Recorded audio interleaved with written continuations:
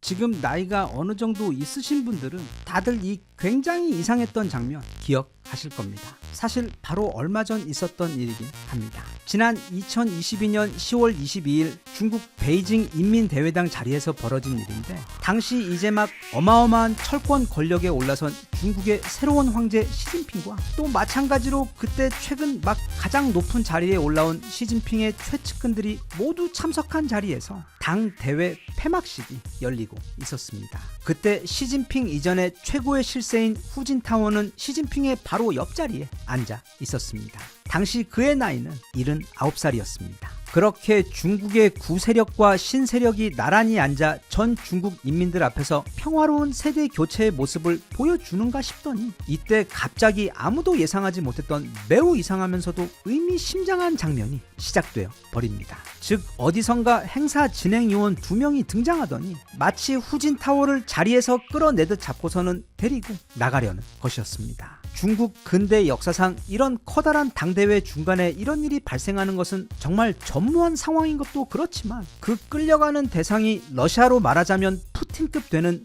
무려 후진타오였다는 것. 게다가 또 그렇게 끌려가는 모습을 중국의 모든 인민들 앞에서뿐 아니라 전 세계인들에게 생중계되었다는 것은 한마디로 도저히 있을 수 없는 그런 일이 벌어진 것이었습니다. 요원들이 나타나 자신을 끌어내려고 하자 엄청 당황한 후진타오는 처음에는 고개를 가로저으며 저항했고, 이후에는 탁자 위에 있는 어떤 문서를 가리키며 나가지 않겠다고 항의하는 듯한 모습도 보였지만, 이내 그 80살의 힘없는 노인은 건장한 젊은 요원 둘의 팔에 붙들려 약 2분간의 실랑이를 한 끝에 결국 자리에서 일어나 그렇게 천천히 회의장에서 끌려나가게 됩니다. 이때 시진핑은 마치 이런 일이 벌어질 것을 알고 있었다는 듯 그 상황을 그냥 지켜볼 뿐 무표정으로 아무런 반응도 보이지 않았고, 그 외 총리였던 리커창 그리고 실세 정책가였던 왕후닝 또한 그저 고개를 숙이며 외면하는 등 아무런 반응도 보이지 않았습니다. 후진타오는 끌려가면서 시진핑에게 뭐라고 시위하듯 짧게 말을 건넸지만, 시진핑은 그런 그를 무시했고, 그러자 후진타오는 나가며 리커창 총리와 왕후닝의 등을 가볍게 토닥이며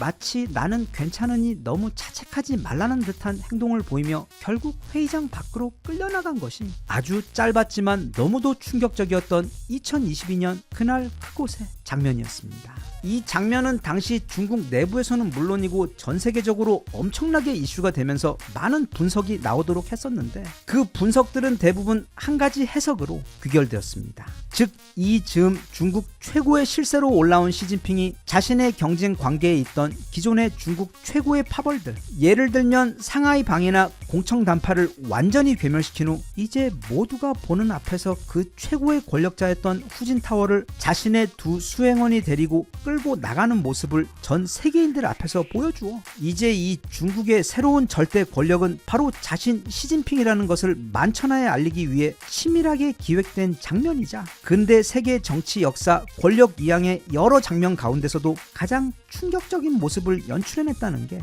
대부분 분석가들의 해석이었습니다. 실제로 이 사건 직전까지 시진핑은 중국 당 내부 최고 서열 2위, 3위, 4위 그리고 7위 인사를 모두 숙청하고 그 자리들에 대신 다 자기 최측근 사람들, 즉 시좌진이라고 불리는 인물들로 모두 채웠으며, 그래서 이후부터는 중국의 법도 마음대로 바꾸는 등 현재까지 시진핑은 중국 내에서 감히 아무도 제재를 하거나 반기를 들 수 없는 그야말로 절대 권력으로 군림할 수 있었습니다. 그런데 아무리 장마가 길어지며 비가 많이 오고 또 무더위에 사람들이 괴로워하더라도 결국 가을이 오고 또 곧 무더위 대신 엄청난 눈과 추위가 오는 겨울이 오듯이, 그리고 또다시 봄이 오며 계절이 바뀌듯이 시간은 흘러가고 세상은 계속해서 변하기 마련인 것처럼, 바로 얼마 전 자신의 전임자를 그토록 모욕적으로 권력에서 끌어내며 자신의 힘을 과시했던 그 시진핑 또한 최근 과거에 자신이 망신 주었던 그 후진타오의 운명을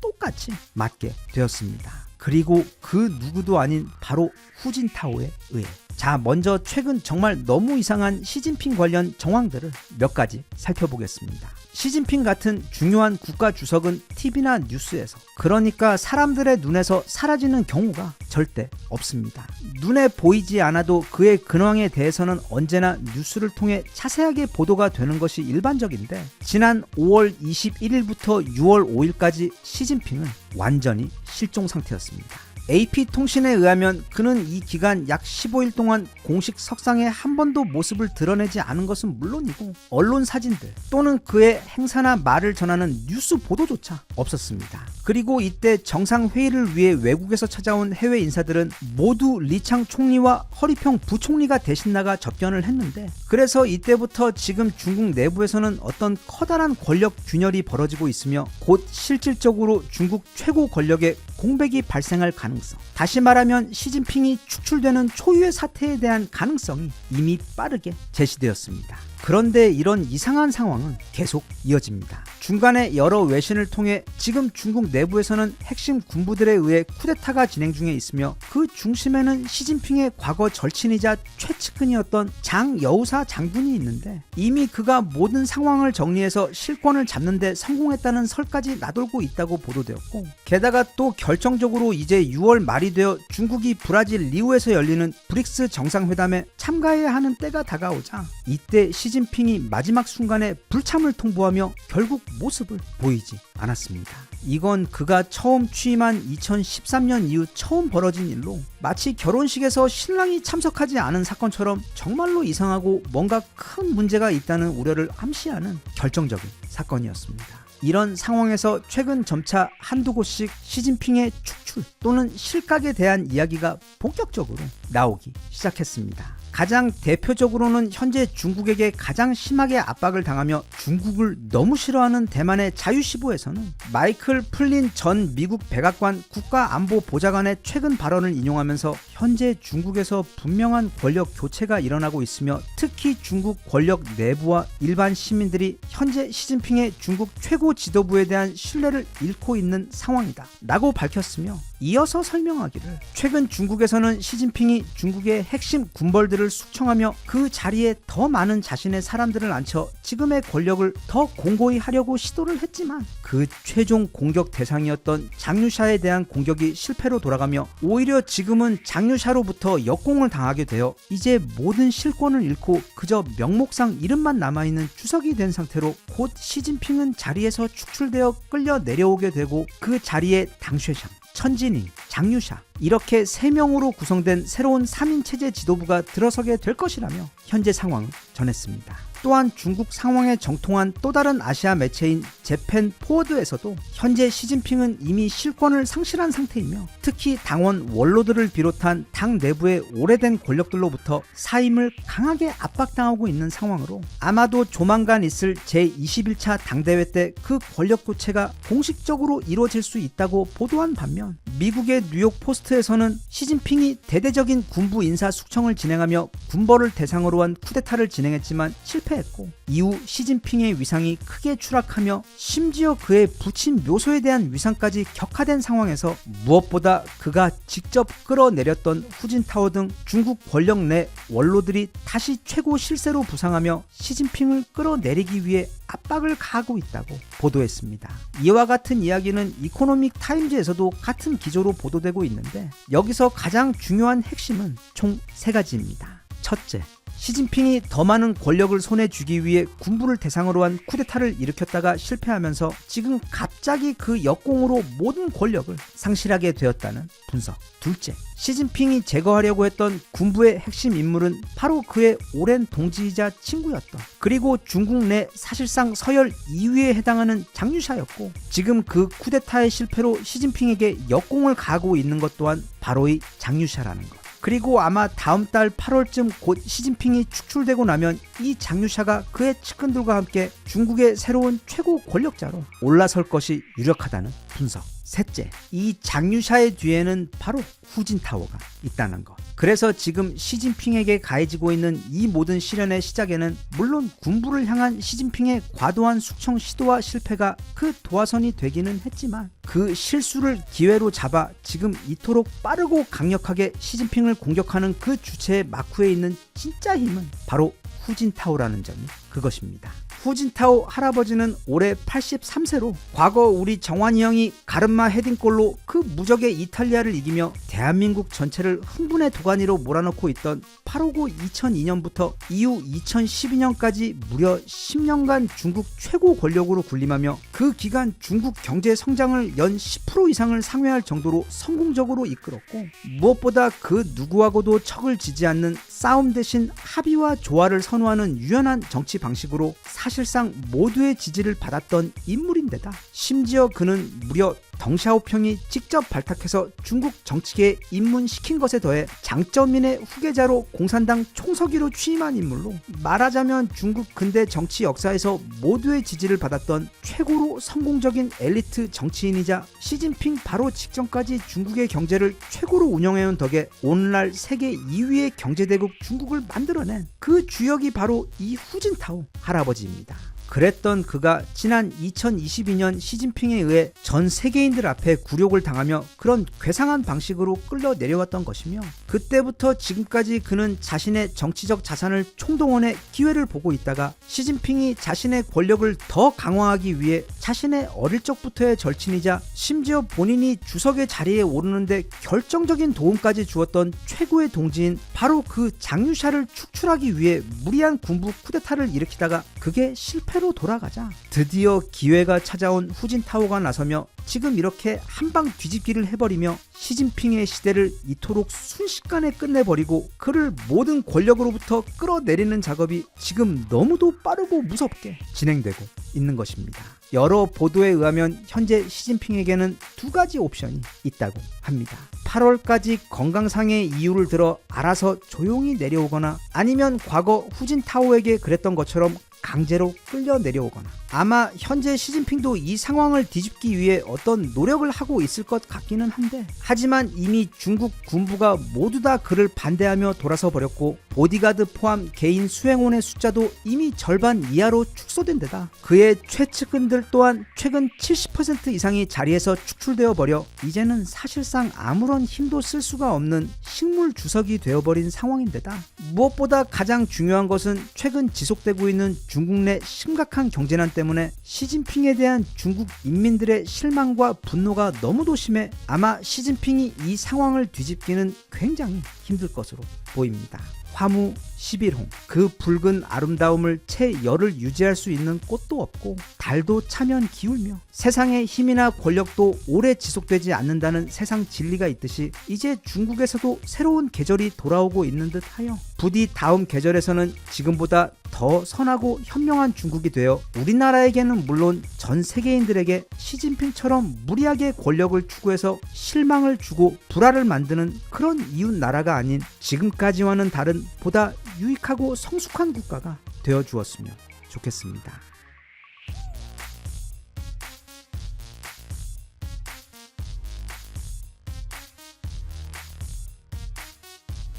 Even if you tried, you wouldn't understand it. Maybe something's missing inside of you. Just a bit of sugar to that horrid bitter. Maybe you taste different. 최근 약 2주 동안 전 세계를 뒤흔들고 있는 이 이스라엘-이란 중동 전쟁에서 그 전쟁과는 아무런 관련이 없는 우리나라에게 갑자기 엄청난 이득이 생겨버리는 상황이 최근 일어났습니다. 바로 투의 나라이자 열정의 땅인 스페인 이야기인데, 스페인은 작년 말 이스라엘의 방산 기업들과 계약을 맺고 어마어마한 규모의 미사일과 다연장 로켓 시스템을 구입한 바 있습니다. 그런데 지난 가자 전쟁부터 시작된 스페인 내 이스라엘 비난 여론이 매우 격렬했던 상황에서 이번에 이란 공습까지 더해지면서 스페인 정부는 이스라엘과 맺었던 대량 무기 구매 계약을 모두 파기하고 지금 그 대체 국가로 한국을 점 찍은 데다 특히 한국의 새로운 라이징 스타인 다연장 로켓 시스템인 천무의 경우 기존 이스라엘 무기보다 훨씬 더 큰 메리트를 가지고 있어 이거 어찌어찌 하다 보니 이 새로운 중동 전쟁의 수혜자가 지도자가 우리가 되어버리는 그런 상황이 지금 전개되고 있어. 그 소식 자세히 함께 알아보겠습니다. 일단 먼저 이번 이스라엘 이란 전쟁에 대해 뉴스에서 말하지 않고 있는 몇 가지를 좀 짚고 넘어가자면, 최근 양국이 휴전 아닌 휴전 선포를 하면서 잠시 그 열기가 식은 것처럼 보이긴 하지만 이게 언제 어떻게 다시 어떤 형태로 재발될지는 알 수가 없는 상황인데, 일단 이 이란 이스라엘 미국의 전쟁의 그 최초 발발 시점을 되돌아보자면 이렇습니다. 표면적으로 볼 때 지금 이 전쟁은 이란으로 하여금 핵을 포기하게 만들기 위해 이스라엘이 미국의 간접 도움을 받아 시작한 것으로 많이 알려져 있습니다. 일단 그건 사실이긴 하지만 커다란 국제 사건들이 늘 그렇듯 그 표면 아래에는 또 다른 내막이 있습니다. 이스라엘이나 미국은 단순히 이란의 핵 포기만을 원하는 게 아니라 아예 그 정권 자체를 이번 기회에 교체해버리길 바라고 있습니다. 왜냐하면 이 이란이라는 나라의 경우 현재 유지 중인 그 정권이 진짜 굉장히 특이한 케이스인데, 바로 21세기 지구에서는 보기 힘든 일명 신정체제, 즉 종교가 정치를 지배하고 있는 그런 형태로 1979년 이슬람 혁명이 일어나면서 그때까지는 왕이 있는 왕정이었던 이란은 팔라비 왕조를 내쫓아버리고는 그 자리에 이슬람 성직자들을 대신 최고의 권력자로 세웠습니다. 그리고 그때부터 지금까지 라흐바르라고 불리는 사람, 이란의 최고 지도자이자 권력자인 국가 원수를 뜻하는 자리로, 이란에서는 그 절대적인 힘이 마치 북한에서 김정은의 위치와 유사한 수준입니다. 그런데 현재 이란의 라흐바르는 바로 이 할아버지 알리 하메네이라는 사람입니다. 이 사람 한 명이 사실상 이란의 대통령이자 국회이며 사법부 전체를 장악하고 있는 사람인데, 정말로 놀라운 것은 이 할아버지가 라흐바르 자리에 올라서 이란의 최고 권력자로 군림하기 시작한 것이 무려 1989년이라는 점입니다. 이건 우리 지구 독재 무대에서 거의 살아있는 화석이나 다름이 없는 푸틴도 부러워할 만한 초장기 집권으로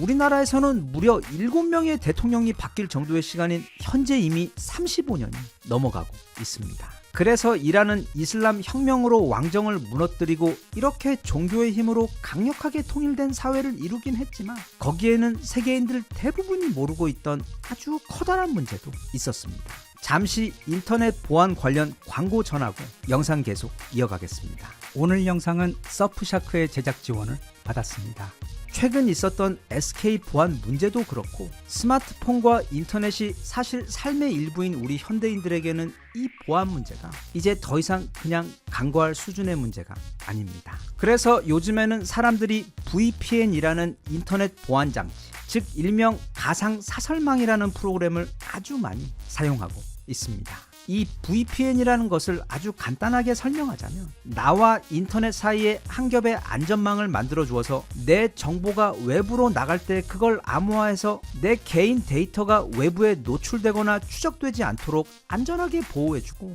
또 반대로 외부로부터 바이러스가 내 핸드폰이나 컴퓨터로 쉽게 들어오지 못하도록 해주는 온라인 보호 프로그램으로, 사실 요즘에는 아주 많은 기업들과 개인들이 거의 필수적으로 사용하고 있는 프로그램입니다. 그 중에서도 이 서프샤크 VPN은 전 세계의 수많은 그런 VPN 회사들 가운데 항상 탑3에 들어가는 가장 크고 또 가장 유명한 회사들 중 한 곳으로, 테크 브랜드로 말하자면 최소 애플이나 아마존 정도 되는 수준의 이 분야 탑티어 브랜드로, 저희 채널에서도 전에 여러 번 소개를 한 적이 있는 전 세계 최고의 프리미엄 인터넷 보안 회사입니다. 이건 그냥 아주 간단하게 핸드폰에 설치만 하면 마치 눈에 보이지 않는 보호막이 생기듯 이후부터는 알아서 이 프로그램이 일을 하는 방식인데, 그 가장 큰 역할은 앞서도 말한 바로 그 보안 기능입니다. 최근 SK 사건으로 인해 불안한 사용자들이 유심을 교체했어야 했는데, 그렇게 해야 이번 사고의 주범인 그 해외 해커들이 자신들이 훔쳐낸 기존의 유심 고유 번호를 이용해서 해킹을 할 수 없기 때문입니다. 말하자면 현관문의 비밀 번호를 바꾸는 게 아니라 아예 그 도어락 자체를 바꾸어 버리는 것인데, 그것과 마찬가지로 이 서프샤크 VPN의 경우 단순히 비밀 번호만 바꾸는 수준이 아닌 전 세계 100개국에 있는 무려 3,200개 이상의 서버들을 이용해 내가 인터넷에 접속할 때 내 IP, 즉 내 온라인 지문을 완전히 다른 것으로 만들어 주어서 아무도 우리 집 도어락 비밀 번호를 알 수 없는 게 아니라 아무도 내가 사는 곳조차 알 수 없게 만들어 주어 가장 완벽한 수준의 인터넷 보안 기능을 제공해 줍니다. 해줍니다. 또 거기에 더해 이게 내 IP를 다른 것으로 바꾸어 주다 보니까 인터넷 안에서는 아무도 내가 한국에서 접속을 한 것인지 알 수가 없어 평소에는 이런저런 국가적 제약에 막혀 들어가지 못했던 외국의 여러 사이트들도 예를 들면 특정 국가에서만 접속이 가능한 쇼핑 사이트 등을 제약 없이 마음껏 들어갈 수 있도록 해줍니다. 하지만 그 모든 기능 중에서도 가장 중요한 것은 서프샤크 VPN이 제공하는 보안 기능이기 때문에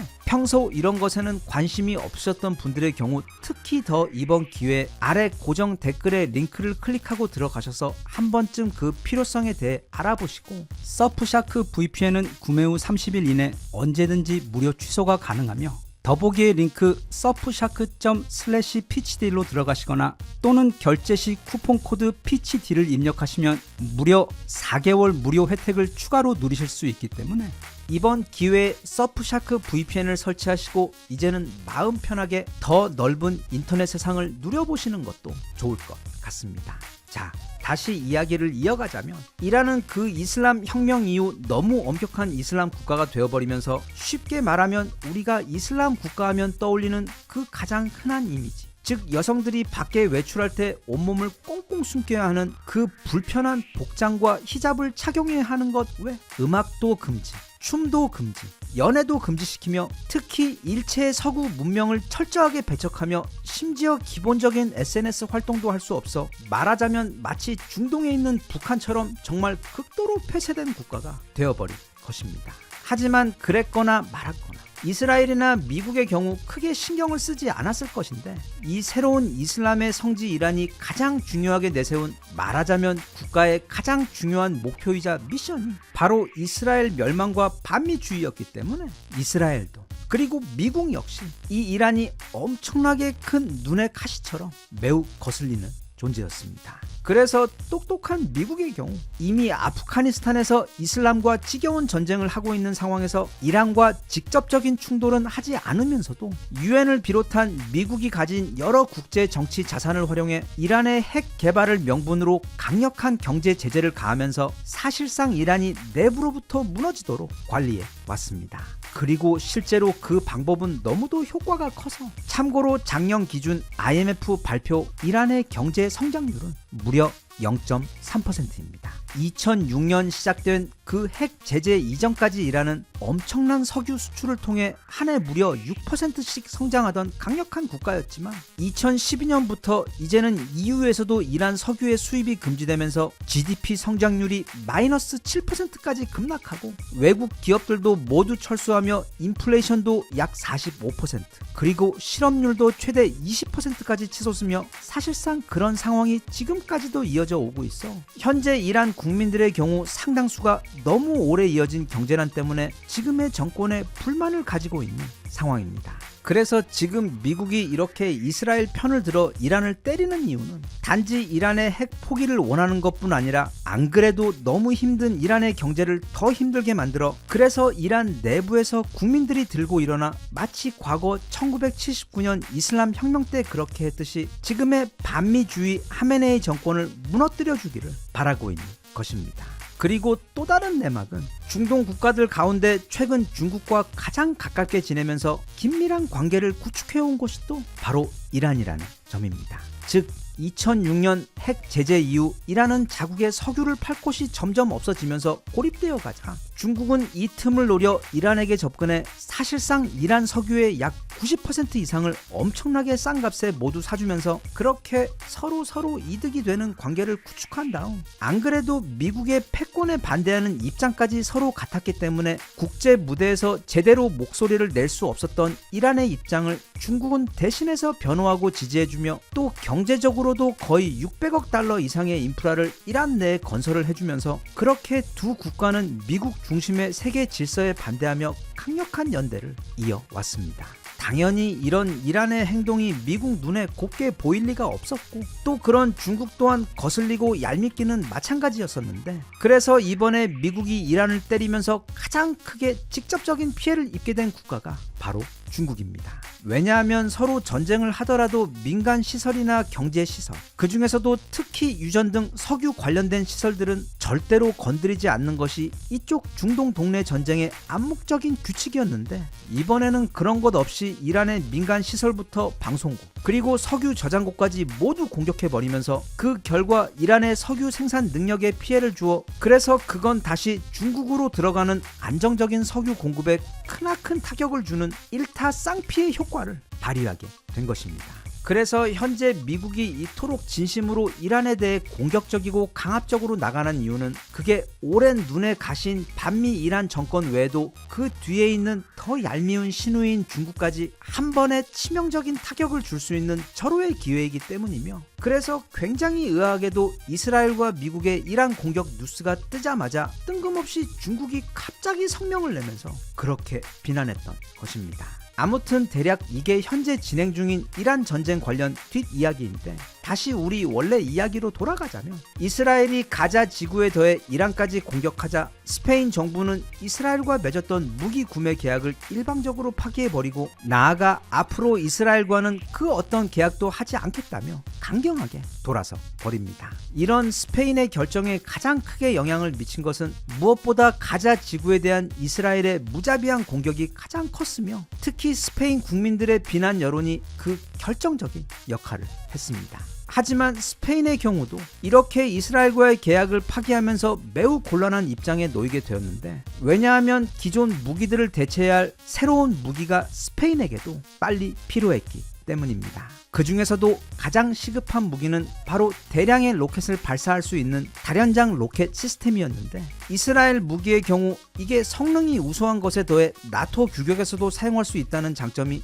매우 컸던 최고의 선택이었기 때문에, 이제는 다른 국가로부터 구매를 해야 하는데 모든 조건이 이스라엘제만큼 좋은 선택지가 없었기 때문입니다. 그런데 그런 스페인의 눈에 이전에는 고려조차 하지 않았던 국가의 무기이자 그런 무기가 있는지도 몰랐던 엄청나게 좋은 무기가 눈에 들어온 것입니다. 게다가 이게 알고 보니 UAE에서도 엄청나게 구매를 했고, 또 그게 좋다는 소식을 들은 옆 동네 사우디에서도 1조 원이 넘게 구매를 한 것을 넘어, 결정적으로 같은 나토 국가인 폴란드에서 총 288대라는 엄청난 양을 2조 원이 훌쩍 넘는 금액을 주고 구입한 것을 알고는 이 천무에 대한 신뢰도가 엄청나게 올라갔는데, 이게 또 알고 보니 저기 동방의 끝에 있는 작은 한국이라는 나라에서 만든 무기인데도 미국산 하이마스의 규격과 완벽하게 호환이 되는 것을 넘어 하이마스의 6발보다 2배나 많은 12발씩 탑재를 할 수가 있어 그것보다 오히려 훨씬 더 좋은데다, 이게 가격까지 저렴하다 보니까 지금 스페인은 당장이라도 계약서에 사인을 하려는 그런 상황입니다. 부디 이란과 이스라엘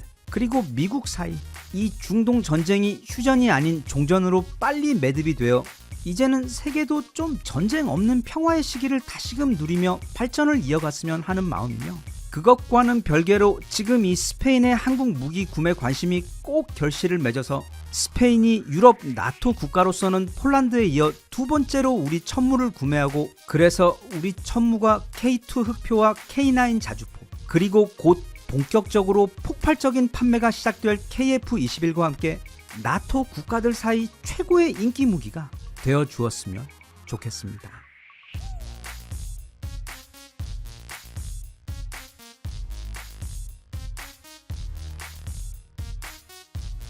Even if you tried, you wouldn't understand it. Maybe something's missing inside of you. Just a bit of sugar to that horrid bitter.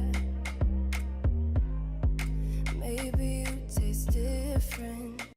지금 바다 건너 저기 케밥의 나라 튀르키예에서는 애초부터 절대로 돈을 낼 생각이 없었던 인도네시아와 또 애초부터 전투기를 완성할 생각이 없었던 튀르키예 사이 정말 피말리는 신경전이 벌어지고 있습니다. 이건 정말 그 무엇도 뚫을 수 없는 창과 아무것도 막을 수 없는 방패 사이 벌어지는 세상에서 제일 슬프면서도 한 치 앞도 내다볼 수 없는 엄청난 두뇌 싸움으로, 지금 도대체 그 이상한 전투기인 칸을 두고 인도네시아와 튀르키예 사이 무슨 일이 벌어지고 있는지 같이 한번 살펴보겠습니다. 다들 알다시피 이미 인도네시아는 우리나라에게 엄청난 실망을 주며 신뢰를 잃었습니다. 처음에는 KF-21 개발에 공동 파트너로 참여하며 우리와 손을 잡았지만 이후 본인들이 부담해야 하는 약 1조 6천억 원에 달하는 개발비를 지급하지 않고 차일 피일 날짜만 미루며 간을 보면서 불안감이 들게 하더니 아니나 다를까 그런 대급 미납 사태가 벌어지고 있는 상황에서 갑자기 카이 공장에서 우리와 함께 KF-21에서 작업하고 있던 어느 인도네시아 기술자가 KF-21 관련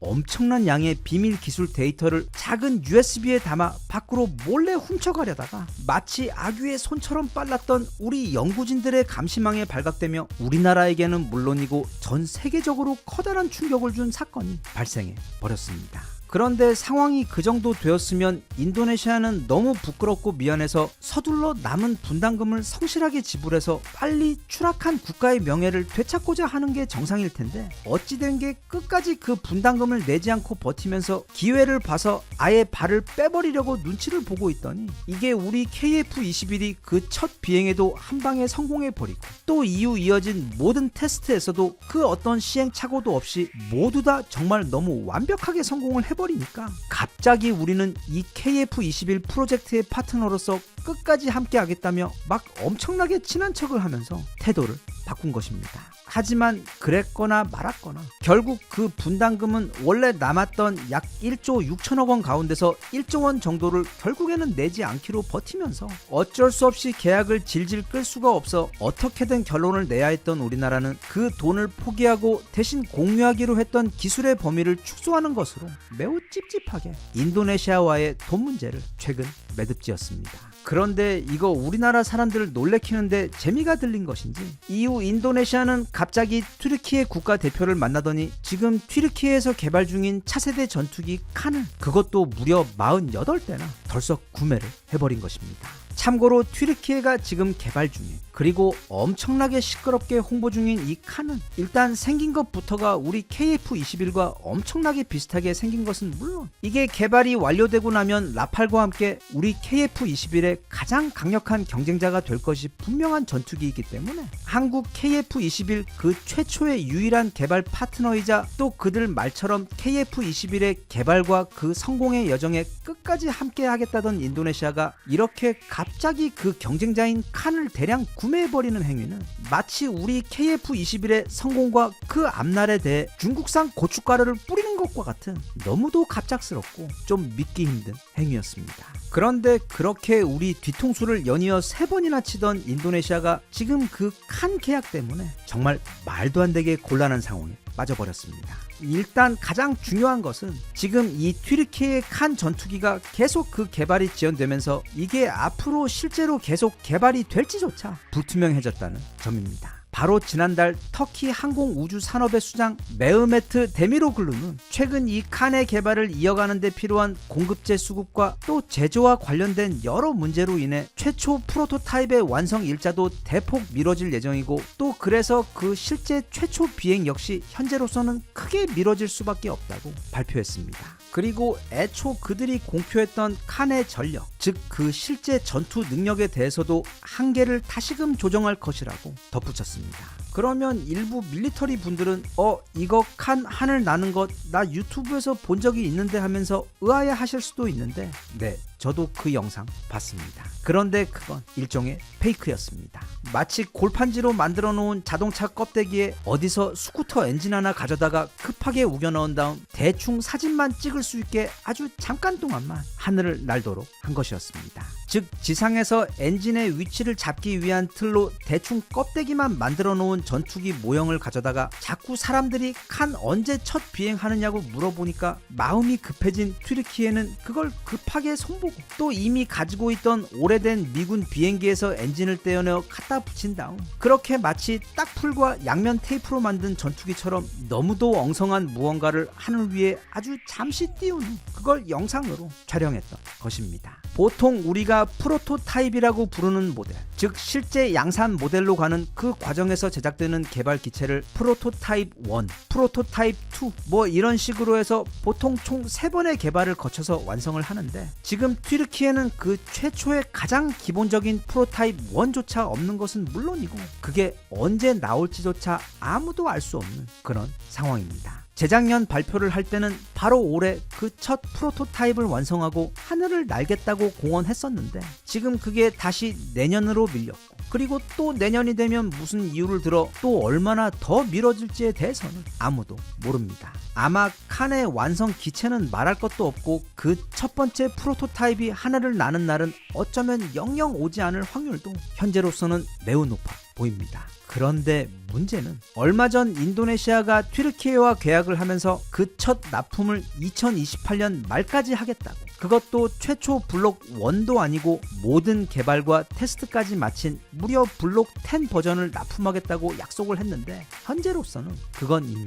불가능합니다. 상황이 이렇게 되자 이런 것에서는 또 엄청나게 눈치가 빠른 인도네시아는 영화 타짜3에서 그 무서운 서천 로터리 회장 할배가 말했던 것처럼 애초에 올라가지도 않을 건물에다 돈을 꼬라박은 것처럼 지금 이 이상한 계약에 물려서 큰일 나게 생겼다 보니까 갑자기 발표를 하면서 사실 우리는 튀르키예와 칸 구매에 대해 실제로 계약한 게 아니라 단지 큰 관심을 표명했던 것뿐이라며 서둘러 발을 빼려고 했는데, 그런 인도네시아보다 훨씬 더 무서운 장사꾼인 튀르키예에서 그 직후 자기들도 발표를 공개하며 현재 아주 작은 몇 가지 기술적 협의만 남았을 뿐 우리와 인도네시아와의 칸 계약은 사실상 완료됐다고 발표하며, 어쩌면 이 서천 칸 프로젝트 관련 가장 큰 호구 고객님이신 인도네시아가 발을 빼려는 시도를 서둘러 차단을 해버렸습니다. 모르긴 몰라도 인도네시아와 튀르키예 사이의 계약은 인도네시아가 말 몇 마디로 발을 뺄 수 있을 만한 그렇게 만만한 수준의 계약이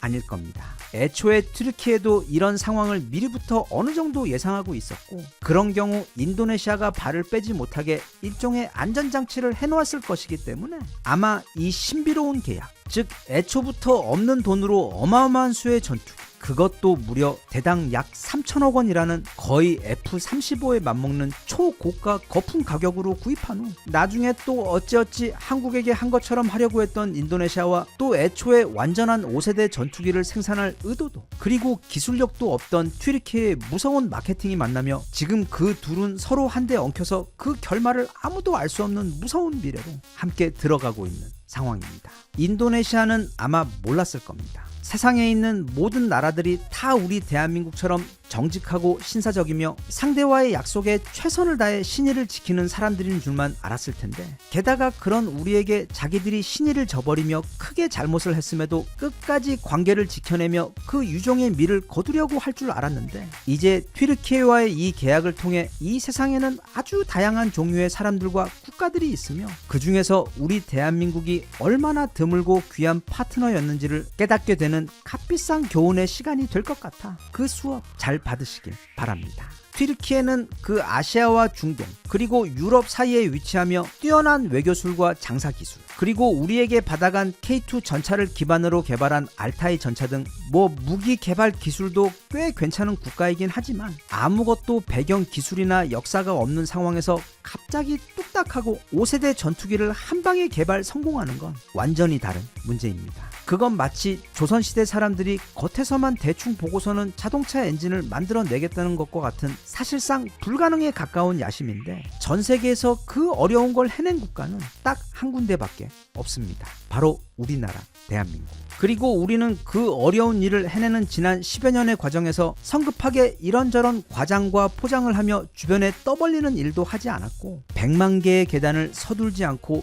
매일 그 한 계단 한 계단을 그것도 돌다리 두드리듯 꼼꼼히 확인하고 점검하며 올라가듯 무식할 정도로 마치 소처럼 우직하고 부지런하게 그렇게 한 번에 하루씩 차곡차곡 쌓아온 끝에 그 모든 개발 과정에서 단 한 번의 시행착오나 실패도 없이 이렇게 세계 최고 수준의 차세대 전투기를 단 한 방에 개발 성공해버린 것으로, 인도네시아가 그렇게 우리를 뒤통수치며 놓친 것은 단지 KF-21에 들어가는 그 엄청난 기술력뿐 아니라 그것보다 훨씬 더 중요한 것, 바로 한국인들이 아무것도 없는 백지의 상태에서 어떻게 그런 기술력을 스스로의 힘만으로 찾아내고 개발해낼 수 있었는지 그 노하우를 우리 바로 옆에서 최고의 파트너로서 배우고 얻어갈 수 있었던 것이며, 또 바로 그런 능력이야말로 개발 도상국인 인도네시아에게 가장 필요하고 도움이 되는, 그러나 전 세계 그 어디에서도 얻을 수 없는 마치 황금같이 귀하디 귀한 보물이었는데 인도네시아는 그 가치를 알아보지 못하고 스스로 그걸 발로 차버린 것이기 때문에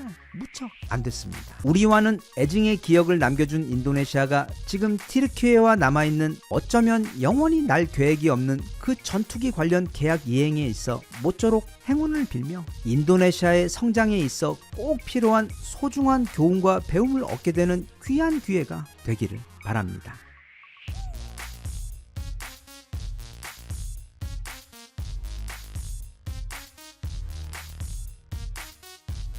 Even if you tried, you wouldn't understand it. Maybe something's missing inside of you.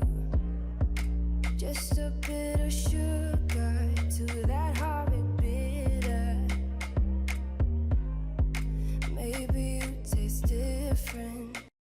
예전에는 야구 빼고 다 잘하는 회사라고 실컷 놀렸었는데 이제는 40승이나 해버리면서 지금 무려 리그 2위까지 올라버린 한화 야구 때문에 이제는 더 이상 야구 가지고 놀리지도 못하게 된 하나가 요즘 잘 나가도 마치 에드워드 리 아저씨급으로 너무 잘 나갑니다. 이게 오늘자 한화오션의 주식입니다. 저 오른쪽에 갑자기 급발진하며 지구를 정복하기 위해 오르기 시작한 게 불과 딱 6개월 전 2024년 12월부터입니다. 그런데 그도 그럴 것이 그때 하나에서는 K9 자주포 수출과 같은 좋은 뉴스들이 아주 많았기도 했지만 무엇보다 군함과 잠수함을 만드는 한화오션에서 무려 미국을 상대로 엄청난 계약들을 따냈기 때문입니다. 우선은 한화는 미국 최대 조선소 중 한 곳인 필리 조선소를 인수하며 이제 미국에서 미국의 상선들과 특히 미 해군의 군함들을 수리하고 건조할 수 있는 길을 터놓았는데 원래 미군은 미국의 조선소가 아닌 곳에서는 절대로 미 해군의 군함들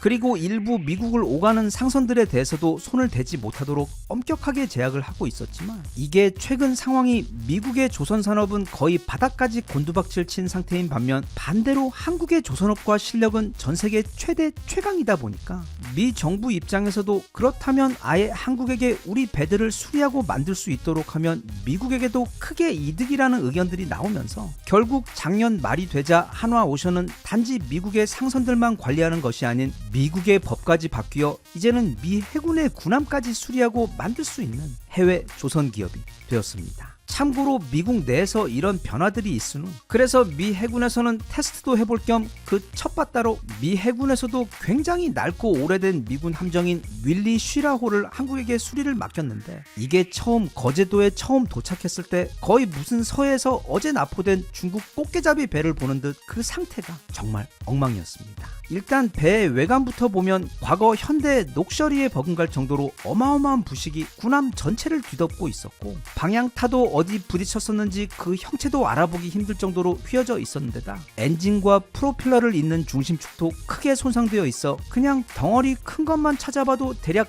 260군데 이상 대규모 수리가 필요한 상황이었습니다. 그런데 여기에는 훨씬 더 큰 문제가 있었습니다. 바로 이 배를 수리하는 데 필요한 도면을 보안상의 이유로 미국으로부터 받을 수가 없었던 것입니다. 그게 받을 수는 있는데 그 보안 관련 절차를 모두 거쳤다가는 시간이 너무 오래 걸릴 것 같자 갑자기 무슨 자신감인지 한화는 그냥 도면 없이 자기들이 알아서 하겠다며 일을 시작해버립니다. 그러자 미국의 입장에서는 한국의 조선업이 아무리 대단하다고 해도 수십 년을 중동 지역에서만 작전을 수행하며 제대로 된 수리도 받지 못한 채 망가질 대로 망가져버린 이 고철배를 도면도 없이 고치겠다는 말을 선뜻 믿을 수는 없었지만 어찌되었던 그렇게 거제도에서는 그 결과를 알 수 없는 불가능한 프로젝트가 시작되어 버립니다. 그리고 약 6개월 후 들어갈 땐 오징어였지만 강남 최고의 성형외과 병원에서 6개월 동안 신의 손들에 의해 재탄생하며 이제 막 붕대를 푼 꽃미남처럼 아무도 그 배를 알아볼 수 없을 정도로 마치 어제 막 오늘 아침 동네 대리점 전시장에서 몰고 나온 것처럼 너무도 완벽한 모습의 윌라 쉬라호가 초조함과 걱정 속에서 기다리고 있던 미 해군 관계자들 앞에 그 모습을 드러낸 것입니다.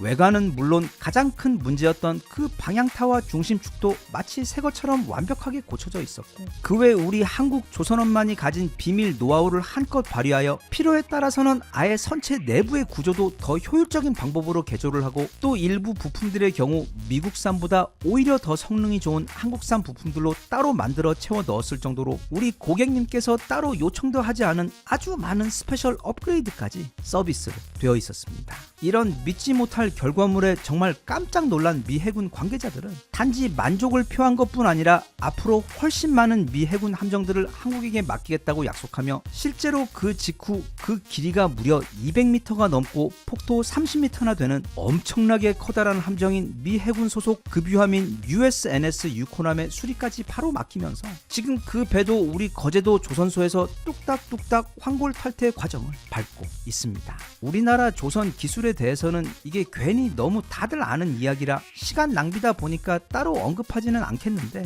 나라 이름이 조선이었던 것도 그냥 우연 같은 필연이었다고 쳐도 우리나라는 무려 전세계 중세 바다에서 가장 강력한 초헤비급 해상 탱크였으며 판판한 바닥 덕에 마치 전차의 포탑이 돌아가듯 순식간에 방향을 바꾸어 수십 발의 포탄을 적을 향해 번갈아 가며 쏟아 부을 수 있었던 판옥선을 개발하고 운용한 국가이며 거기에 더해 일단 생긴 것부터가 전세계 해양 역사에서 가장 말도 안 되게 멋진 전설의 배. 적진 한가운데로 그대로 돌격해 가는 길마다 다 몸빵에서 때려 부수고 그것도 모자라 적들을 한가운데 가 자리 잡고는 사방 360도 방향으로 동시 발포까지 해버리면서 마치 바다 위 특공 돌격대이자 일단 조선 수군에서 적에 떴다 하면 그날 외놈들은 용왕님 앞에 면접 보러 가는 게 거의 확정이었던 거북선의 나라였기 때문에 그리고 또 근대에 와서도 우리나라는 전 세계에서 가장 강력한 성능과 완성도의 최첨단 이지스함을 구축할 수 있는 나라 또 거기에 더해 가장 완벽한 재래식 잠수함까지 생산하고 있는 나라이기 때문에 중국에서 올해 물량 전세계 1위를 달성했네 뭐네 그런 쓸데없는 뉴스들이 아무리 들려와도 현 시점 미국, 일본, 중국 그리고 화성 포함 세상에서 가장 압도적으로 뛰어난 조선 능력을 가진 나라는 바로 우리나라 대한민국이며 지금 그 신화를 다시 쓰고 있는 곳이 바로 한화오션입니다. 그런데 우리 욕심쟁이 한화는 거의 전세계 최초로 미 해군 함정들의 전담 카센터가 된 것도 그리고 야구에서 40승이나 하며 리그 2위에 올라간 것에도 만족하지 못하고 지금 아주 엄청나게 큰 사고를 치고 있는 중입니다. 바로 전세계 최대 알루미늄 선박 건조사이자 자국 호주는 물론 미국에서도 현지 지사를 운영하며 단지 호주 해군의 군함뿐 아니라 해외 기업으로는 매우 드물게 미 해군으로부터 주문을 받아 특수 군함을 건조해 납품하는 곳으로 그래서 미 해군에서 운영 중인 알루미늄 군함 가운데 무려 60% 가까이가 모두 다 이 오스탈에서 공급한 배들입니다. 그렇다 보니 회사 규모도 엄청나게 큰데도 불구하고 부채도 거의 없으며 매우 탄탄한 흑자를 이어가고 있는 안정적인 회사인데 아니 글쎄 최근 한화가 이 오스타를 인수하기로 뛰어들더니 그 인수 협상이 최근 너무 잘 마무리되어 이제는 호주 정부의 최종 승인만을 남겨놓고 있는 상황입니다. 아마도 아무 문제 없이 통과될 것 같은 호주 정부의 인수허가 절차가 끝나고 나면 한화오션은 단지 한국에서만 압도적으로 대단한 해양산업 기업이 아닌 우리가 흔히 아는 로키드 마틴이나 또는 노스럽 그루먼처럼 누구나 그 이름만 대면 다 알 수 있는 특정 분야 글로벌 최대 기업으로 거듭날 수 있게 됩니다. 그리고 한화는 이미 이런 해군 함정이나 특수선들 말고도 일반 대형 상선 사업 분야에서 한 해 거의 5조 원에 육박하는 매출을 올리고 있는 전 세계 1타급 기업인데 이제 오스탈의 기술력과 인프라를 활용해서 그걸 기존의 막강한 한화오션의 능력과 결합해 서로 시너지를 내게 되면 아마 폭발적인 성장을 이어가게 될 것이 거의 확실시 되고 있습니다. 참고로 우리가 밀리터리 배경 화면 같은 것에서 자주 보았던 아주 멋지게 생긴 이 함정이 바로 오스탈에서 건조한 EPF 고속 수송함으로 호주 오스탈에서 생산해 미 해군에서 운영 중인 특수선입니다. 배의 디자인에서 볼 수 있듯이 옆에 날개가 있는 쌍동선 타입으로 많은 장비를 싣고도 선체가 강철보다 월등히 가벼운 알루미늄으로 만들어져 엄청나게 빠른 속도로 수송을 할 수 있는 말하자면 12인승 페라리 같은 특수 선박입니다. 그런데 이제 한화가 오스탈 인수를 마무리하게 되어 그래서 최대 주주가 되면 이제 이 배는 우리 한화에서 만드는 것이 됩니다. 그리고 절대로 그냥 뭘 그대로 가만 놔두질 못하는 우리나라 사람들 특성상 아마 이 배도 거제도 비밀 기지로 가지고 와서 또 자기들끼리 뭘 뚝딱뚝딱 엄청난 개조와 업그레이드를 해서 12인승 페라리가 아닌 24인승 부가티로 만들 것이 분명해서 어서 빨리 호주 정부의 최종 승인이 떨어져 한화의 오스탈 인수가 마무리되었으면 좋겠으며 그래서 우리나라 조선업 기술력으로 더욱 업그레이드 되어 다시 태어나게 될 오스탈의 수많은 특수 함선들도 빨리 만나볼 수 있었으면 좋겠습니다. 그런 한화에게 딱 한 가지 바라는 게 있다면 다 좋은데 제발 리그 2등에 만족하고 한국 리그 1등만큼은 하지 않아 주었으면 좋겠습니다. 만약 그런 정말 말도 안 되는, 원래는 절대로 있어서는 안 되는 일이 벌어졌다가는 정말 갑자기 지구 전체에서 화산이 터지거나 아니면 갑자기 북극의 빙하가 모두 녹거나 또는 중국이 월드컵에 진출하거나 아니면 드디어 외계인이 침공하는 등 그런 지구 멸망 사태가 벌어질 것 같아 더 큰 욕심은 그냥 바다에서만 부려주시고 또 그 좋아하는 불방망이도 그냥 K9으로만 휘둘러 주시고 야구만큼은 부디 그 금단의 섬을 넘지 않아 주시길 바랍니다.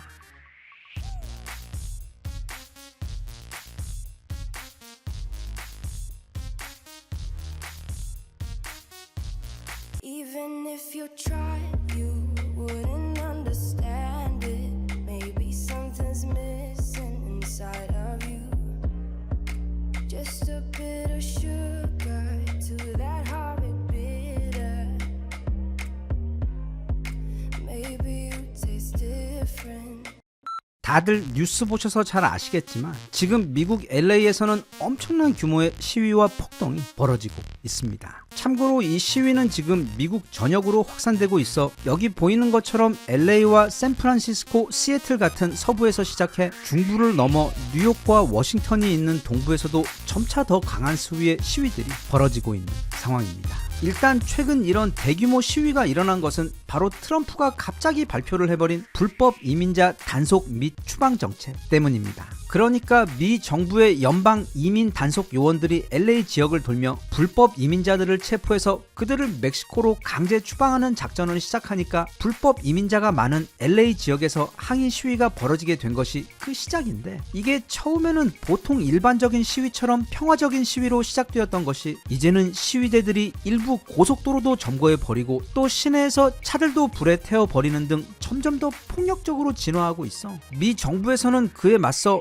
무려 주 방위군 군인들을 2,000명이나 출동시키고 또 장갑차 등 군대 장비까지 투입하면서 이제는 거의 전쟁터 수준으로 변해버리고 있는 것이 지금 이 LA 시위 및 폭동 상황입니다. 그런데 이 시위대의 입장에서 보면 이렇게 격렬하게 저항할 수밖에 없는 것이 지금 미국의 인구를 살펴보면 가장 많은 백인이 대략 60% 정도를 차지하고 있고 두 번째로 많은 인종이 바로 히스패닉 또는 라틴계 인구인데 거의 20%에 육박합니다. 그리고 그중 대부분은 이웃 멕시코에서 넘어온 사람들입니다. 참고로 흑인의 경우 미국 전체 인구의 약 12.5%밖에 되지 않습니다. 그런데 이 20%의 히스패닉 인구의 통계는 불법 이민자들을 포함시키지 않은 숫자이기 때문에 그들까지 포함하면 대략 전체 인구의 25%까지도 되는 것으로 알려져 있습니다. 그래서 현재 LA나 미국 서부 지역에 살고 있는 히스패닉 인구들 가운데 약 1,300만 명 정도가 불법 이민자로 추정되고 있고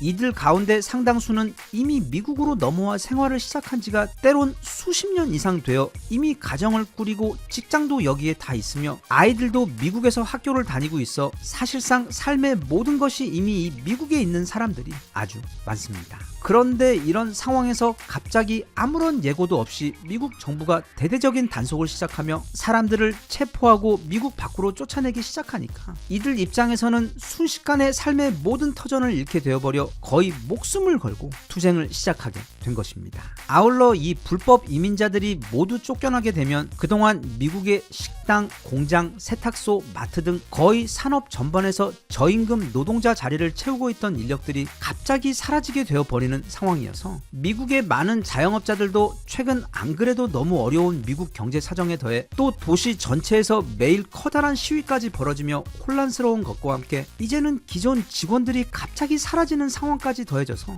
미국 정부의 이런 불법 이민자 단속 정책에 대해 우려 섞인 시선으로 바라보고 있는 사람들이 많습니다. 그런데 이것과는 별개로 그런 시위 현장에서 도시에서 좀 떨어진 곳에서 정말 생뚱맞은 일들이 벌어지고 있습니다. 바로 시위대를 가장한 사람들이 상점과 가게를 부수고 들어가 그 안에 있던 상품들을 마구잡이로 훔쳐서 달아나고 있는 상황이 지금 LA 곳곳에서 벌어지고 있는 것입니다. 애플 매장도 완전히 털려버려 지금 운영을 중단했고, 주변의 보석상들도 당연히 가장 먼저 공격 대상이 되었으며, 심지어 아디다스나 나이키 같은 일반 매장들에도 그 도둑분들께서 떼거지로 몰려와서는 상점 내부 물건을 깨끗하게 털어가 버리는 놀라운 일들이 최근 점점 더 많이 LA 지역들에서 벌어지고 있으며, 매일 더 많은 주변 지역으로 이런 일들이 번지고 있어 해당 지역의 많은 사람들이 크게 걱정하고 있는 상황입니다. 그리고 더 심각한 것은 지금 이런 상황이 번져가고 있는 그 길목에는 바로 우리 교민분들이 계시는 코리아타운도 위치하고 있어 한국 교민들 또한 최근 크게 우려하고 있는 상황입니다. 그런데 이런 상황에서 정말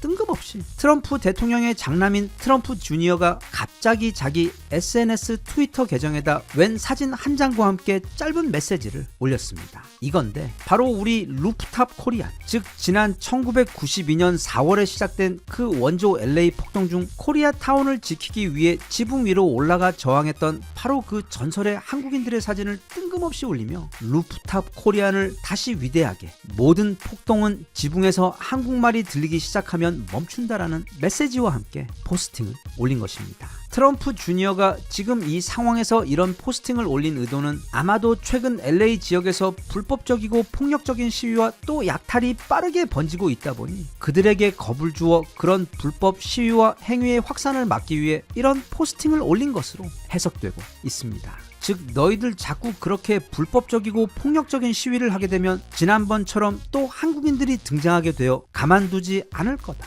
하고 일종의 비유적으로 경고를 한 것이라는 뜻입니다. 그럼 좀 궁금해집니다. 가정집에서도 총을 몇 정씩 가지고 있는 미국에서, 그리고 온갖 종류의 엄청 무서운 갱들이 가득한 이 LA에서 고작 그 한국인이 뭐라고 마치 영험한 힘을 발휘하는 신비한 부적을 붙이듯 지금 미쳐 날뛰는 그들을 향해 그런 경고 따위가 도대체 왜 무서운 것인지 잘 이해가 가지 않습니다. 물론 저는 아주 잘 이해를 하고 있기 때문에 왜 그런지 잠시 같이 한번 살펴보겠습니다. 그러니까 옛날 옛적 지난 1992년 4월에 미국 LA는 거의 일주일 동안이나 온 도시가 불타오르고 무법천지가 되어버린 시절이 있었습니다. 그때 미국 백인 경찰들이 로드니 킹이라는 흑인 남성을 잡은 다음 고속도로 옆에서 별 이유도 없이 거의 죽기 일보 직전까지 구타한 사건이 생기며, 이 사건에 분노한 흑인들이 들고 일어난 것인데, 그때는 평화적인 시위가 아닌 말 그대로 분노의 폭동이었기 때문에 순식간에 온 도시가 불에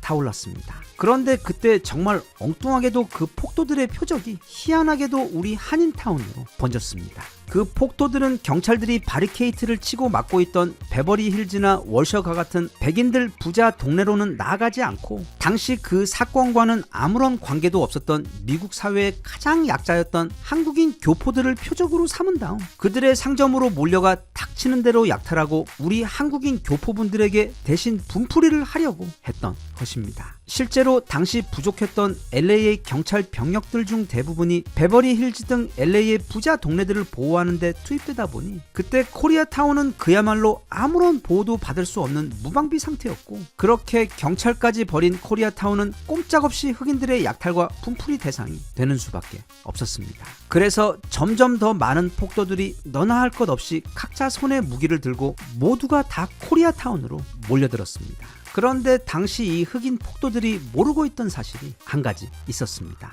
그 비밀은 바로 그 이름 안에 숨어 있습니다. 코리아타운. 네, 그곳에는 바로 코리안들이 있다는 점이었습니다. 그러니까 평소 코리아타운에서 사람 좋은 얼굴로 세탁소와 슈퍼마켓을 운영하고 있던 그 배불뚝이 한국 아저씨들이 사실은 전부 살벌한 메이드 인 코리아 전사들이며, 그리고 그중 일부는 베트남전에서 사신이 되어 날아다녔던 무시무시한 전투 괴물들이었다는 사실을 그 폭도들은 상상도 하지 못하고 있었던 것입니다. 그래서 폭동 초기 폭도들이 난입하며 한인타운 여기저기에서 건물과 상점들이 불타고 약탈당하는 상황이 벌어지자 이제 우리 한국인들은 평소 써오고 있던 그 착한 마스크를 잠시 벗어 내려놓고는 모두가 각성하여 순식간에 원래의 그 전사 모드로 돌아가기 시작합니다. 그리고 효율의 민족 한국인답게 전투 모드가 켜지자마자 정말 일사불란하게 행동에 돌입합니다. 즉 자체 연락망을 통해 서로 연락을 취하며 소집 불과 4시간 만에 완벽한 전투 지휘 체계가 완성되었고, 당시 보유하고 있던 무기와 자원들 그리고 전투가 벌어질 지역에 대한 지형 파악이 완료되면서 소집 6시간 만에 각자 특기에 따라 보직 분류가 모두 완료되었으며,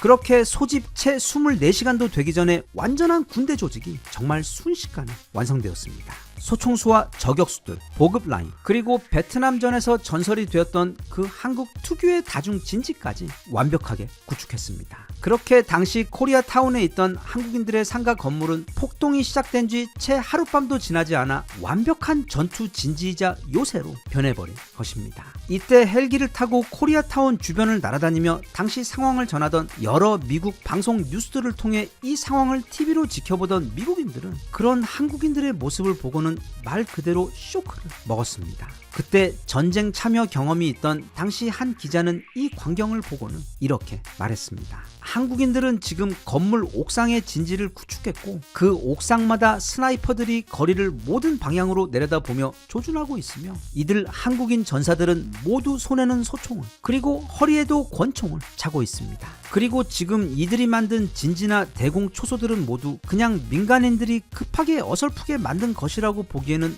너무도 치밀하고 무서워. 즉 누구든 거기 잘못 뛰어들어갔다가는 순식간에 포위가 되어 벌집이 되어버릴 수밖에 없는 엄청난 군사적 전문성을 가진 킬존으로 구축되어 있어 너무도 놀랍습니다. 실제로 당시 코리아타운 곳곳에 요새화된 이 상가 건물들의 경우, 일단 건물의 옥상은 모두 완벽한 엄폐물을 갖춘 사격 진지로 구축되어 그곳에서 사방으로 향해 스나이퍼들이 조준을 하고 있었고, 또 땅에서도 건물 진입로부터 입구까지가 이미 완벽한 함정으로 만들어져 있어 폭도들이 어찌어찌 그 입구를 통해 건물 내부로 들어온다 해도 그때부터 각종 장애물들 때문에 마음대로 들어올 수는 있어도 절대 살아서는 나갈 수 없는, 마치 호텔 캘리포니아처럼 침입자들은 어쩔 수 없이 한 방향으로 달려갈 수밖에 없었는데, 그 방향으로 가다 보면 막다른 골목에서 위로 아무런 엄폐물도 없는 킬존이 나오며 건물 위 사방에서 쏟아지는 집중 사격의 벌집이 되어야만 하는 실로 엄청나게 무서운 구조로 구축이 되어 침입자들을 기다리고 있었다고 합니다. 그리고 이 모든 게 구축되며 완성되는 과정을 하늘 위에서 헬기를 타고 촬영하며 전송된 TV 뉴스를 보고는 당시 미국의 전 국민이 기겁하며 놀랐던 것입니다. 또 그래서 해당 뉴스가 방송을 통해 전해지자 그 뉴스를 본 흑인 폭도들 사이에서도 지금 코리아타운 근처에 가면 죽는다는 소문이 빠르게 퍼지면서 이후 폭도들은 코리아타운에서 급하게 방향을 틀어 다른 곳으로 몰려갔던 것이 바로 1992년 당시 LA 폭동이자 그때 미국인들이 목격한 우리 한국인들의 진짜 살벌한 모습, 즉 매운맛 코리안의 모습이었습니다. 그래서 바로 어제 트럼프 주니어가 지금 LA에서 커다란 폭동을 일으키려고 하는 폭도들을 향해 우리 매운맛 코리안들, 다시금 그때 그 전설의 루프탑 코리안의 모습을 떠올리게 하면서 더 이상의 폭력 시위를 확산시키지 말라고, 그리고 무슨 일이 있더라도 절대로 코리아타운 근처로는 몰려가지 말라고 그들에게 무언의 경고를 한 것입니다. 이게 요즘 어린 친구들은 잘 실감을 못하는 것 중 하나가, 우리나라 남자들 가운데 약 99% 가까이가 다들 군대를 다녀온 사람들입니다. 그것도 막 일주일, 2주일 해병대 캠프 같은 것을 다녀온 게 아니라 우리 앞 세대의 경우 개인적으로 상상조차 할 수 없는 3년, 그리고 우리 세대의 경우 약 2년 이상을 실제 전투를 치르는 군인이 되어 군대 안에서 자고 먹고 훈련하고 싸우면서 실제 군인으로 다들 평균 2년 이상을 살았던 사람들인데, 이게 왜 무섭냐 하면 평소에야 다들 이 사람들도 각자 생활을 하며 각자 마스크를 쓰고 순한 맛으로 살아가고 있지만, 막상 나라에 어떤 문제가 생기거나 또는 전쟁이 벌어지게 되면 이들이 군인으로 변신하는 데 걸리는 시간은 딱 옷장에서 군복 꺼내어 갈아입는 그 시간이면 충분할 정도로, 다시 말하면 이 대한민국 전체가 거대한 군대로 변하는 것은 대략 반나절 정도면 각 지역 도시마다 소총수부터 자주포와 탱크 조종사, 스나이퍼와 건물 파괴와 다리를 놓는 공병 부대 등 전쟁을 치르는 데 필요한 모든 준비가 단 하룻밤이면 갖춰지는 어쩌면 전 세계에서 유일한 국가가 바로 우리나라입니다. 이건 마치 우리 옛날 선조들께서 평소에는 그 농부의 마스크를 쓰고 농사를 짓고 있다가 나라의 일이 터지면 즉시 전사로 변신하여 싸우던 그 DNA가 그대로 이어지고 있는 것처럼 늘 사방이 적에다 또 침입과 공격 또한 끊이질 않았던 것에 더해 그러면서도 이 척박한 땅에서 먹고 살려면 그 적은 인구로 계속 농사를 짓고 일을 해야만 해서 전담 군대를 두지 못해 그 대신 국민들 전체를 군인으로 만든 다음 평시에는 시민으로 전시에는 군인으로 운영하던 그 전통이 마치 지금도 그대로 이어지고 있는 것처럼 우리나라는 20살 청년부터 70살 할아버지까지 나라의 남자들 모두가 조준 사격이 가능한 훈련된 군인인 곳. 그래서 언제든 전쟁을 치를 수 있는 완전히 준비된 전사들인 전 세계에서도 굉장히 독특한 유일한 국가입니다. 그리고 그런 우리의 모습을 미국과 세계인들에게 가장 잘 보여준 상징적인 사건이 바로 92년 LA 폭동 당시 우리 루프탑 코리안 전사들이며 오랜만에 트럼프 주니어 덕분에 그분들을 다시금 떠올려 볼 수 있어서 좋았습니다. 모쪼록 지금 미국에서 벌어지고 있는 불법 이민자 관련 문제가 부디 평화로운 방법으로 잘 해결될 수 있기를 바라며 특히 LA의 폭도분들의 경우 트럼프 주니어 아저씨의 조언을 잘 새겨들어 당장 그 모든 폭력적인 행위를 멈추고 무엇보다 절대로 코리안타운 쪽으로는 가지 마시길 바랍니다.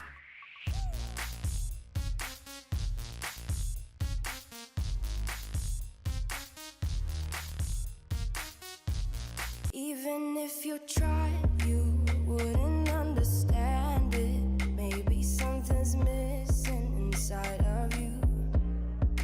Just a bit of sugar to that horrid bitter.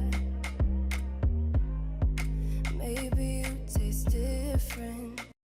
앞으로 약 10년 내 전 세계 최첨단 무기 시장에서 가장 커다란 변수이자 엄청난 위력을 발휘하게 될 다크호스로 우리나라뿐 아니라 미국, 독일, 그리고 특히 프랑스 등 세계 최대 방산 국가들에서 지금 눈이 사팔뜨기가 될 정도로 주시하고 있는 무기는 바로 우리나라 최초의 헤비급 올 어라운드 스텔스 전투기이자 F-22의 배다른 동생인 KF-21입니다. 잠깐 여기서 제가 조금 전 우리 KF-21을 소개하며 스텔스 전투기라고 한 것에 대해 아마 또 몇몇 밀리터리 매니아 분들은 KF-21은 스텔스 전투기가 아니며 또 5세대 전투기도 아닌데 자꾸 그걸 두고 5세대니 아니면 4.5세대니 이렇게 표현한다고 지적하실 수도 있는데 일단 그 지적은 맞습니다. 우리 KF-21은 아직은 완벽한 스텔스 전투기가 아니며 또 그래서 아직은 5세대 전투기가 아닙니다. 그런데 그렇다고 우리 KF-21을 그냥 일반 4세대 전투기로 분류하는 것은 마치 포르쉐의 의자가 4개 있다고 해서 그걸 스포츠카로 분류하지 않는 것만큼이나 조금 애매하면서도 정확하지 않은 분류입니다. 왜냐하면 이 KF-21의 경우 미사일 같은 무기가 F-22처럼 동체 내부에 수납되지 않고 밖에 달려있기 때문에 F-22나 F-35와 같은 완전한 5세대 스텔스 전투기들보다는 그 스텔스 성능이 떨어지는 것은 맞는데 그렇다고 해서 KF-21이 F-15기와 같은 4세대 전투기들처럼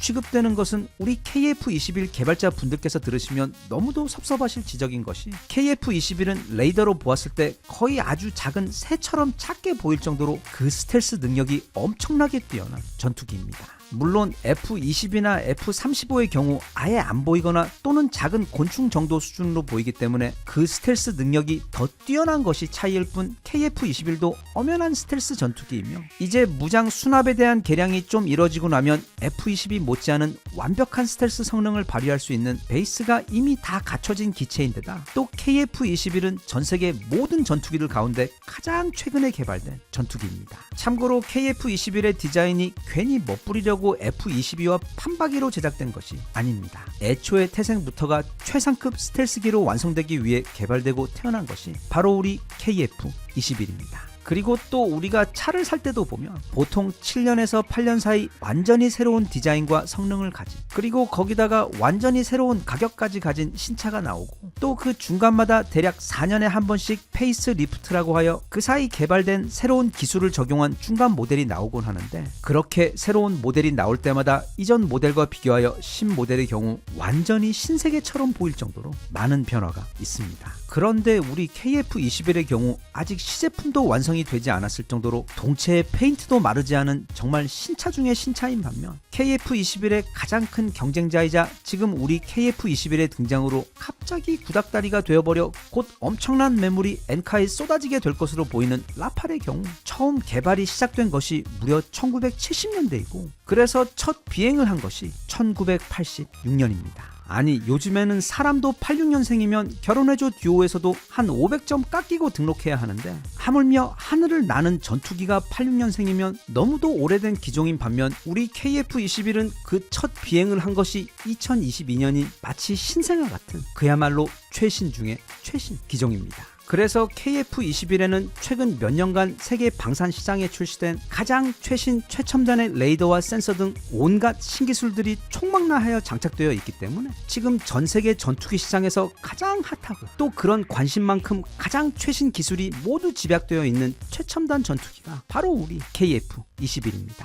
그리고 KF21의 경우 이게 전투기 불모지에서 정말 뜬금없이 이렇게 대단한 전투기를 개발했다는 것도 진짜 놀랍고 대단한 일이지만 더 대단한 것은 KF21의 경우 그 어떤 시행착오도 없이 그냥 한 방의 설계부터 개발 그리고 첫 시험 비행부터 이후 모든 테스트를 10점 만점에 10점으로 통과하며 진짜 초고속으로 완성된 성공적인 프로젝트라는 점 또한 단지 대단한 것을 넘어 주변 모든 국가들이 크게 놀라고 있는 부분입니다. 이런 상황에서도 물론 우리 한국인들은 아무도 전혀 놀라지 않고 있습니다. 그도 그럴 것이 잠수함도 아무 베이스가 없는 상태에서 1990년대 초 독일에서 다 썩어가는 고물 잠수함 한 대 사와서는 그걸 가지고 자기들끼리 막 밤마다 매일 뭐 뚝딱뚝딱 하더니 불과 30년 조금 지나니까 도산 안창호함이라는 전 세계에서 가장 완벽한 성능과 완성도를 지닌 미국의 원자력 잠수함 빼고는 아무도 적수가 없는 세계 최강의 재래식 잠수함을 만들지를 않아.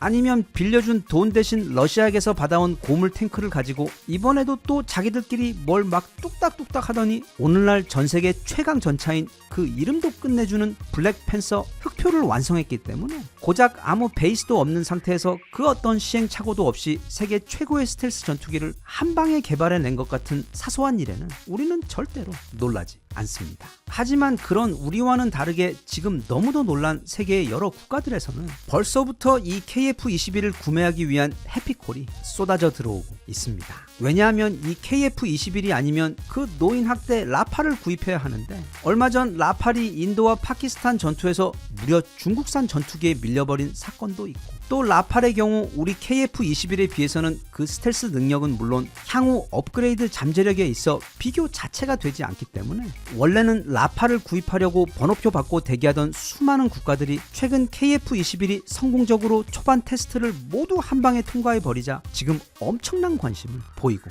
있습니다. 참고로 우리나라의 자랑이자 전세계 최고 인기 아이돌 불방망이인 K9 자주포의 경우 대당 가격이 약 80억 원이고 우리 흑표 또한 대당 가격이 130억 원 정도 하는데 KF21의 경우 대당 가격이 무려 1,100억 원에 달해 그 단가 자체가 넘사벽으로 높습니다. 즉 KF21 100대를 수출하면 그건 K9 1300대 가까이 수출하는 것이고 또 K2 흑표를 850대 수출하는 것과 같을 정도로 전투기는 그 매출도 헤비급입니다. 그런데 최근 우리 KF21에 관심을 크게 보였던 국가들 가운데 아마도 우리의 첫 고객이 될 가능성이 매우 높은 국가가 등장했습니다. 바로 중동의 강남인 두바이의 국가 UAE입니다. 참고로 이 UAE 또는 아랍에미리트라는 이름은 중동연합이라는 뜻이며 1908년 중동에서 처음으로 석유가 발견되면서 가장 먼저 옆 동네에서 사우디 가족들이 국가를 만들며 크게 성공하자 그 모습을 본 주변에 있던 아주 작은 7개 부족들이 우리도 한번 잘 살아보자며 서로 연합해서 1971년 하나의 국가로 탄생하게 된 것이 바로 아랍에미리트이며 우리가 잘 아는 두바이의 경우도 그 7개 부족 중 하나였고 대신 수도는 아닌 그러니까 미국의 워싱턴과 뉴욕이 있듯이 수도는 그 7개 부족 중 가장 컸던 아부다비이며 두바이의 경우 아랍에미리트의 강남 역할을 하고 있습니다. 아무튼 처음 계약서에 사인한 이후부터 약속했던 돈도 주지 않고 또 중간에 몰래 기술까지 훔쳐가다 걸린 것도 모자라 얼마 전에는 멀쩡하게 KF21이 완성되고 있는데 갑자기 경쟁국가 프랑스로부터 라팔을 무려 42대나 구매한 것에 더해 최근에는 또 우리 KF21 대신 터키의 전투기인 칸 개발에 공식적으로 참여하겠다고 밝혀 우리를 계속 놀라게 했던 인도네시아 때문에 그간 속이 많이 상해있던 우리나라에게 약 한 달 전 UAE의 공군 대표단이 조용히 찾아왔습니다. 참고로 우리 UAE 고객님에 대해 말씀드리자면 약 2년 반 전 우리 천궁이 개발을 마치자마자 가장 먼저 달려와서는 당시 우리나라 방산 계약 역사상 가장 큰 금액이었던 무려 4조 2천억 원어치 천궁을 한 방에 쇼핑을 해가신 대한민국 방산 마트에 있어 최고 등급 VVIP 고객님이십니다. 그런데 이번에도 우리 KF21 개발이 거의 끝나자마자 또다시 방문을 해서는 사실상 구매 약속 계약이나 다름이 없는 구매 의향서 계약서에 사인을 했습니다. 국내 방산업체 관계자의 설명에 따르면 이건 단지 단순한 관심 표명을 넘어서서 앞으로 UAE가 남은 KF21 프로젝트에 대해 자금을 대겠다는 아주 강력한 의지의 표명이자 또한 지금까지 인도네시아가 알박게 하고 있던 그 기술 협력 파트너 자리 또한 UAE가 대체할 수 있다는 신호탄이라고 설명했습니다. 그도 그럴 것이 최근 UAE는 엄청나게 군사력을 키우고 있는데 그 중에서도 특히 무인기, 초음속 항공기 그리고 각종 첨단 무기 시스템에 엄청나게 공격적으로 투자를 하고 있는 상황이라 그런 UAE의 입장에서 미래 전투기 시장에서 가장 인기가 많을 전천후 전투기이자 온갖 종류의 최신 첨단 기술들이 집약되어 투입된 우리 KF21에 투자를 하고 또 그 기술력도 함께 공유받을 수 있는 기회는 UAE에게 있어서도 천혜의 기회이기 때문입니다. 그래서 그런지 최근 방문했던 UAE 대표단의 KF21 시찰 과정에서 전 세계 국가 간 방산 구매 역사에서 단 한 번도 목격된 적이 없던 굉장히 이례적인 상황이 발생했는데 바로 UAE 대표단의 아잔 알리 알루아이미 사령관이 직접 테스트 파일럿이 되어 KF21에 탑승해서 이게 무슨 동네 현대자동차 대리점에 가서 시승하는 것도 아니고 무려 전투기에 직접 탑승해서 시승 비행을 해버린 것입니다. 이렇게 아직 개발이 완료되지도 않은 다른 나라의 전투기에 방문 국가의 사령관이 테스트 파일럿으로 탑승한 것은 우리나라뿐 아니라 전 세계 방산 계약 역사에서 단 한 번도 없었던 너무나도 이례적인 사건으로 이건 그만큼 우리 KF21의 완성도에 대해 UAE 측이 탄탄한 신뢰를 가지고 있다는 뜻이자 나아가 그만큼 지금 UAE가 우리 KF21 프로젝트의 새로운 파트너로 들어오고 싶어 한다는 것 그리고 우리 KF21을 빨리 도입하고 싶어하는 그 속마음을 보여준 빼박 방증이라고 볼 수 있습니다. 전 세계 전투기 불모지에서 개발부터 초도 비행 성공까지 그 어떤 시행착오도 없이 이건 마치 양궁에서 30번 연속으로 10점을 꽂아버린 것처럼 마치 기적과도 같은 연이은 성공을 이어오고도 처음 계약하며 물린 인도네시아 때문에 그동안 너무 마음고생이 많았던 우리 KF21과 카이 그리고 수많은 개발자 분들의 노고가 지금 아주 분위기 좋게 빠른 속도로 진행되고 있는 UAE와의 새로운 파트너십 계약이 성공적으로 완료되어 그 모든 땀과 눈물이 조만간 빨리 보상을 받게 되고 또 그래서 우리 KF21의 남은 개발 과정도 이후 폭발적인 속도를 내면서 진행되어 KF21이 전 세계 최강 전투기로 우뚝 서며 인도네시아 빼고 모든 나라의 하늘을 지키는 전 세계 하늘의 수호자가 되는 날이 빨리 왔으면 좋겠습니다.